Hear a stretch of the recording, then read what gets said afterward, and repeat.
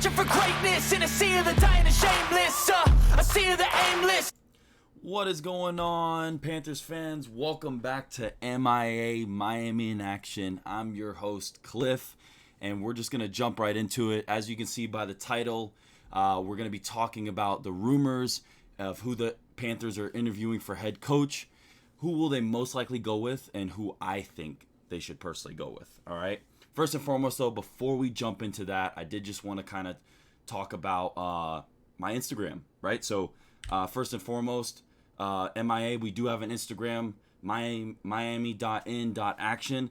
Right now we're up to 11 followers, just getting started, of course. But if you're coming from any other platform but Instagram, drop a follow, come hang out. I try and post stuff daily. Like I said, we're just getting started, though. But if you could drop a follow, that'd be awesome. I appreciate it. Other than that, though, we're just going to kind of honestly jump right into it. Frank over here on Twitter basically was saying that, you know, they're hearing the Florida Panthers have been actively interviewing head coaching candidates, including Peter DeBoer, Travis Green, Rick Tocchet, Barry Trotz, and then Paul Maurice. I hope I didn't butcher any of those. And then, of course, we still have kind of in limbo, but Andrew Burnett, right? You know, this recording is being done before the Panthers make a decision. I find it pretty interesting that the Panthers are kind of keeping a lot of this stuff really on the hush. Whoever's back there kind of behind the scenes, I mean, there hasn't been much coming out. There's honestly been more tweets about their playoff goal and changing that song, and maybe I'll do a video about that at a later time, but there's honestly been more just kind of stuff going around with the new goal song, potentially changing it. You have Jimmy Eat World lashing out. I'll kind of say that for another video, but very interesting that we're not really hearing too much when it comes from the Panthers organization and a potential new head coach. Another really thing that kind of stands out, Peter DeBoer, as most people know, most diehard Panthers fans know, he was a previous coach for the Panthers, back in 2008. Really, really interesting to see that they're kind of interviewing him again. He's kind of, potentially going to come back around. I'd be very interested to see if they went with them. But let's kind of jump into it. So first off, Peter DeBoer, right? He coached from the Panthers from 2008 to 2011. He recently finished out the season with Las Vegas. He coached with them from a couple years, and then was let go by the Vegas Golden Knights. As we can see here, a couple little things to kind of note. First and foremost, his best finish was first place in 2019 with the Vegas Golden Knights, and going 15-5, where he kind of picked up from when Gerard Gallant got let go. His most wins ever was in 2011 and 2012 with the New Jersey Devils, getting 48 wins and ultimately losing the Stanley Cup Finals to the LA Kings, and made the playoffs the last 6 of the last 7 years. Another thing to note here too is from 2008 to 11 with the Panthers, never made the playoffs. The best record they had, let's see here, was 41 wins. And like I said again, most overall wins he ever had was 48 wins. Now this is a very interesting subject with Peter DeBoer. Like I said, somebody who has already coached the Panthers once. As you can see, didn't make the playoffs, didn't really make any movement after 3 years. They kind of let him go. My thoughts on this, very interesting. I think the only reason why they are interviewing him is because he has made the playoffs the last 6 of the 7 years. That is something to note. Also, I think too is when he was coaching the Panthers back in 2008 and 11, the owner and Bill Zito weren't part of the team, right? So, they don't have any previous history with them. While, yes, they can see it on paper, they can also see on paper that he did make the playoffs last 6 of the 7 years. But, only 48 wins being the most wins is kind of definitely something to note there. There's definitely some coaches on this list that have more wins. Very few, of course, but just kind of interested to see, if they really decide to bring that back. I feel like Peter DeBoer is a coach that, he's kind of been cycled throughout many years, right? You kind of see he's been with Florida, he's been with the Devils, he's been with San Jose, and then ultimately the Vegas Golden Knights. And while made a lot of playoffs the last couple years, it'd be really really interesting to see if he did come back with Florida. Don't get me wrong, definitely have a much better team versus back in 08 and 11 to now. But I would be very very interested to see though what he could potentially do with this team. The next person that they were talking about, Travis Green, right? So Travis Green coached in Vancouver from 2017 to 2011. So his most wins to note was 36 wins back in 2019, 27 losses, and ultimately lost in the second round to Vegas. So just very small history of coaching. He only coached from 2017 to 2022. And ultimately was fired going 8-15. I don't personally really know a lot about him, but noting that 36 wins was his most wins, definitely not a lot of pedigree there. Once again, of course, the Panthers have a vast majority of great all-star players that I think, something to kind of note there, of course, what he could potentially do, but definitely kind of a smaller coaching, history, and ultimately, didn't really kind of move the needle in Vancouver. Had the Twins there at some point, but other than that, not really in the realm. The next person. So Rick Tocchet, or Tocchet, I'm probably butchering the name. My apology, but he has currently been the analyst for the NHL Network and some other various networks and stuff like that. But he did coach from 2008 to 2021, a little bit with Tampa Bay, and then ultimately with Arizona. We obviously know where Arizona was at. And let's see here. Most wins he had was 34 wins back in 2009 with the Lightning. And only made the playoffs one time where they lost in the first round. Excuse me, they lost in the first round to Colorado. And we're not friggin' cutting this here. So lost in the first round to Colorado. And like I said, only made the playoffs once. What would that look like? My opinion, definitely just kind of a very snigbit of a coaching tenure. So I'd be very, very curious to see what potentially he would kind of bring. I think this is just somebody they're just kind of just thinking about with this. Obviously, he's kind of made a name for himself again, being on the network, and obviously his comments that he makes. Also, too, with Rick, I kind of get these like John Gruden vibes, right? Obviously, been a kind of a little bit of a personality on TV, and ultimately maybe trying to get back in the league. Paul Maurice. So let's kind of look at Paul Maurice here. Definitely has a much longer coaching history here. Coached with Carolina for a while. Coached with Toronto for a while. Back to Carolina, and then ultimately Winnipeg, where he kind of resigned in 2022, going to 13-11. It looks like his best year was in 2017-2018, where he won 52 games, lost in the conference finals to Vegas. So not a bad coaching history there. Definitely much more tenure there, right? So curious to see what their thoughts are on Paul Maurice. And like I said, last left with Vancouver there. Now the big one, the big wig that kind of everybody's talking about, that of course is the top free agent dog in coaching, is Barry Trotz, right? So if we go ahead and kind of look at Barry Trotz's history here, has a huge history, a big chunk of it with Nashville, as you can see, from 98 all the way to 2014. He did start the expansion with Nashville, and as you can see, missed the playoffs quite a bit. Let's see, let me check my notes here. Made the playoffs, though, 14 out of the last 18 years. Definitely a very hefty milestone to note. And of course, won a Stanley Cup. If you're not familiar with this guy, won a Stanley Cup back in 2017 and 2018 with the Washington Capitals.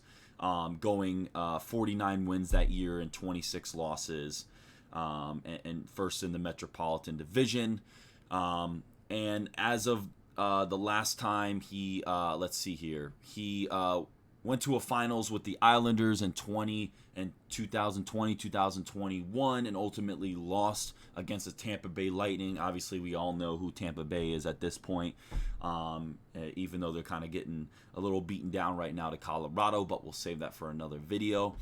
Let's see, let go after the past season, going 37-35, and of course his best season overall with 56 wins in 2015 and 16 with the Washington Capitals. So who is Barry Trotz? Obviously a very, very long tenured coach, as we can see. Definitely has that winning pedigree. Somebody who I think would probably be the best fit for the Panthers. Has that coaching pedigree, has that winning pedigree. Definitely has coached some really great players. You have your Ovechkins, and other players. But ultimately, also too, what I hear about Barry Trotz is that he is a guy who always brings his goalie coach everywhere he goes. And of course, he's coached goalies such as Pecorini. He's coached goalies such as the Washington goalie, the Islanders goalie, and obviously he could potentially bring over that coach once again to coach a Bobrovsky or a Spencer Knight, or both of them, of course. So very kind of interested to see where the Panthers would go with that. And then lastly, of course, we have Andrew Brunette, right? Andrew Brunette was the interim coach last year. For anybody who doesn't know, Andrew Brunette, of course, took the Panthers to their best record that they've ever had, 51 wins and 18 losses. Now, if you're not familiar, Andrew Brunette did take over the coaching duties for Coach Q when Coach Q did have that issue, 10 or so games into the season last year. Ultimately, they did not want to make a coaching change towards the beginning of the season because of the hot start we got. They really wanted to kind of ride it, mostly because they understood the system. It would have been the same system with him. Just consistency is what they were looking for in a time where the unfortunate situation of Coach Q happened. Now let's kind of talk a little bit more about Andrew Brunette, right? So a couple things to kind of note last season, right? He did take them to their best season ever. But Andrew Brunette, before Coach Q was let go, was their special teams coach. Now, of course, he definitely still probably had a hand in the special teams coaching, but maybe not as much as he was when he was still an assistant. So he was probably definitely delegating some of the special teams coaching to some of his other coaches, right? So let's kind of talk about the end, though, there, right? Obviously getting swept by Tampa Bay 4-0 in the second round. Now, of course, some things to note, right? Once again, had that best record that the Panthers have ever had. But, also making a second round for the Panthers, that they haven't done that in 26 years. But ultimately getting swept in the second round against Tampa 4-0, right? And kind of a couple things to note, right? The special teams, right? So Andrew Brunette was the special teams coach. And after they got swept against Tampa, his post-game press conference, one of the things he kind of talked about was, hey, I should have changed up the special teams. That was definitely something that I should have been better at. I should have done in the moment. And ultimately, I think they only got like 1 or 2 goals on special teams. Definitely a horrendous power play team. Where in the regular season, you saw them kind of really kind of shine. And obviously when you're playing a team throughout a series, you got to kind of think about that they're going to study. This isn't just one game and then you're on to the next one like in the regular season, right? This is going to be a long series, and these teams are going to study.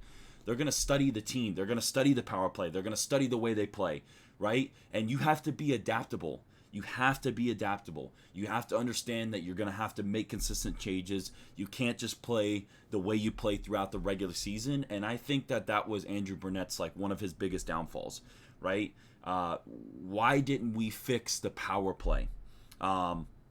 And then ultimately, so let's kind of talk about some of the pros, right?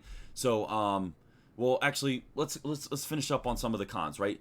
Did it didn't make the moves when he needed to, right? So yeah, while he did bench Anthony Duclair when he wasn't really playing well, right? He was definitely making some moves around, putting in Jumbo Joe, and obviously Marchment got hurt, but did eventually bench Marchment for a little bit. Obviously switching up the rotation, he did do a little bit. But one of the big things that kind of stuck out for me, right, is Mackenzie Weegar, right? Didn't have that great of a playoff series. Very, very frustrating. And in that game where Uyghur kind of let that goal slip through with, what was it, like 4 seconds left, that was definitely all on Uyghur. And I thought that we should have definitely, taken a statement and, ultimately, in my opinion, benched Uyghur. And then lastly, too, the slow starts that we had throughout the season and definitely throughout the playoffs, right? It was very, very consistent slow starts. We really didn't see anything really kind of get going until a goal was scored, whether we eventually got one going or they got one going and we were playing catch up. Ultimately, not the way you want to play hockey, especially playoff hockey. You definitely cannot play that way. And as we see evident at the time of this recording, Colorado, Game 2 in the Stanley Cup Finals against the Lightning, off to hot starts every single game, and ultimately 7-0 last game. I mean, definitely kind of slaughtered them, to be honest with you. And those slow starts kill us. They really, really do. And let's kind of think about the pros with Andrew Brunette, right? Has a system that was kind of passed down from Coach Q. Ultimately, a very efficient system. We did have the most wins in our franchise history, and then obviously knows the team, right? He knows the players. He knows this club. And while I think that he can definitely get better, some of his cons that happened last season are definitely kind of something to note. It's definitely something to note for sure.